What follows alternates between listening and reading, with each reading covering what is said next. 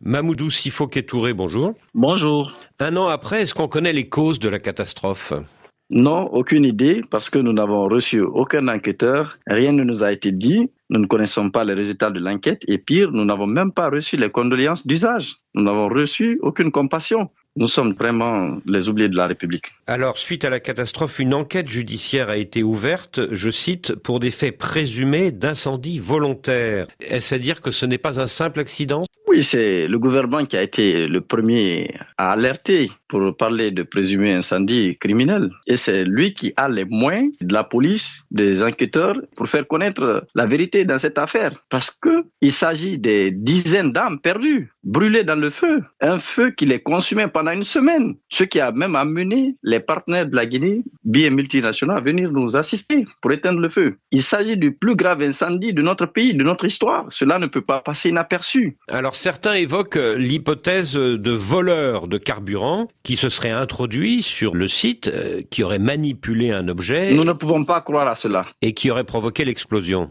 Nous ne pouvons pas croire à cela, surtout qu'il y a eu une réelle volonté de spoliation de nos biens. Tout ce qu'on nous a dit dans cette affaire-là, tenez des sacs de riz, acceptez que vous soyez relogé à 50 km de Conakry, de Kaloum, vous allez quitter la capitale. C'était un plan de recasement que nous avons refusé. Nous disons non. Alors à la suite de cette catastrophe, on se souvient, il y a eu des messages venus du monde entier, de l'ONU, de l'Union africaine, du pape, de l'Union européenne. Est-ce que grâce à cette mobilisation, les sinistrés ont pu être secourus ?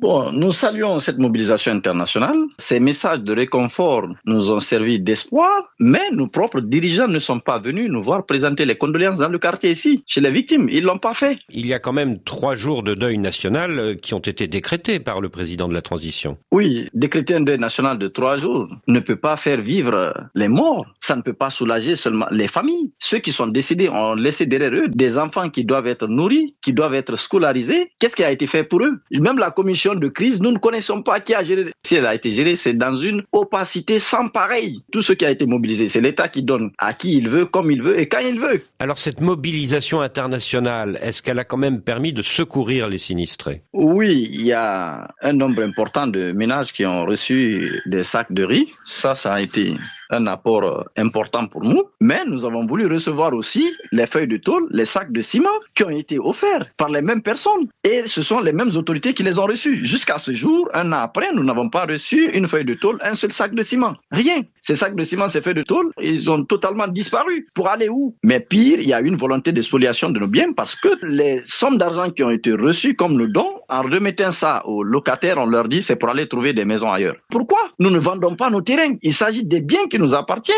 et nous ne sommes pas sur un domaine de l'État. Voilà. Alors le 27 mai dernier, lors de la présentation de la politique générale de son gouvernement, le Premier ministre Bahouri a annoncé une enveloppe de 860 000 € pour les sinistrés, avec notamment une enveloppe de 2 millions de francs guinéens pour chacun des 55 propriétaires et une enveloppe d'1 million de francs guinéens pour chacun des 322 locataires. Est-ce que ce n'est tout de même pas un geste concret qui a eu lieu pour les sinistrés ? Nous savons qu'il y a eu quelques sommes qui ont été remises à quelques personnes. Mais je dis que la commission qui gère dans une opacité sans pareil. Il n'y a pas de communication. Qui a reçu, qui a donné l'argent vient de qui ? C'est pourquoi il faut communiquer. Mais pourquoi vous nous parlez toujours de libérer ces concessions pour que vous venez faire quelconque construction ? Nous disons non. Il y a une volonté de spoliation de nos biens. C'est-à-dire que vous acceptez les indemnisations, mais vous n'acceptez pas de déménager et de quitter la presqu'île de Kaloum pour aller en banlieue, c'est ça ? Nous acceptons l'indemnisation. Ça, on est d'accord. Mais pas question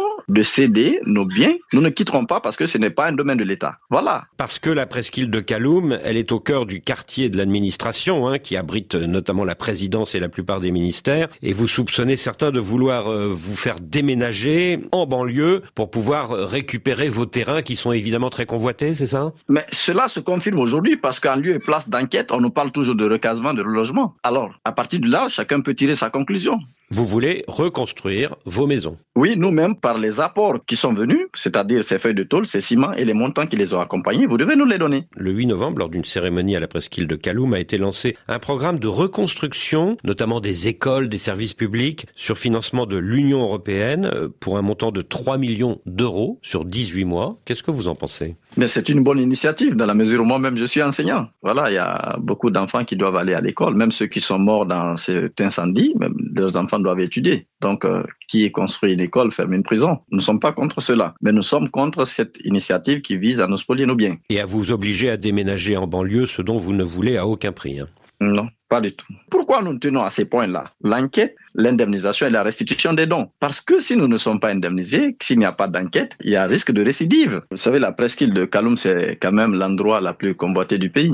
Parce que c'est là que se trouve la présidence. Mais c'est ici que les terrains coûtent plus cher. Nous sommes les autochtones d'ici. Voilà. Voulez-vous dire que l'objectif des gens qui ont fait exploser ce dépôt de carburant, c'était peut-être de vous chasser du quartier? S'il n'y a pas d'enquête, chacun sera amené à tirer sa conclusion. Mais nous pouvons quand même avouer que nous n'avons pas été traités dignement, ce qui amène à faire des interrogations, quand même à se demander le pourquoi de cette situation. Nous avons été abandonnés à nous-mêmes. Nous sommes les oubliés de la République. Pensez-vous à des criminels qui voulaient détruire le quartier pour pouvoir ensuite récupérer le terrain? Nous attendons le résultat de l'enquête.